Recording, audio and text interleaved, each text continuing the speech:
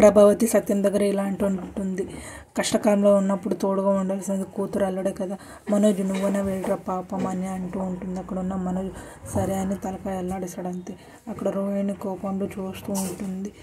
మనోజ్ ఉండి వాళ్ళ ఆయన దగ్గర ఇలా అంటూ ఉంటాడు. నేను కెనడా వెళ్ళడానికి లక్షల్లో సంపాదించాలి అని అంటూ ఉంటాడు. అక్కడ వాళ్ళ ఆయన నేను 14 లక్షలు అంటే నేను తీసుకురాను అని అంటూ ఉంటాడు. అక్కడున్న మనోజ్ ఈ ఇండ్లు తాకట్టు పెడితే అయిపోతుంది కదా అని అంటూ ఉంటాడు.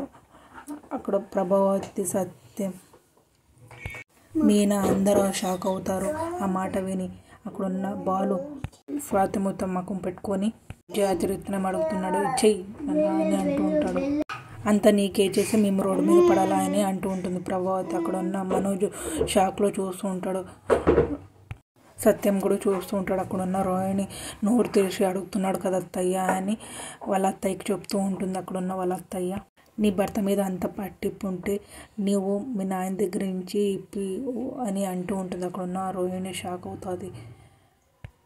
ప్రభావతి అండి నేను ఇండ్లు తాకడ పెట్టడానికి నేను ఇచ్చేదే లేదు అని అంటూ ఉంటుంది. అక్కడున్న బాలు సంతోషపడుతూ ఉంటాడు. అక్కడున్న రోహిణి బాధలు చూస్తూ ఉంటుంది. మనోజ్ కూడా బాధలో ఉంటాడు. మీకు ఇష్టమైతే లైక్ చేయండి, సబ్స్క్రైబ్ చేయండి, కామెంట్ చేయండి, షేర్ చేయండి. Thank you.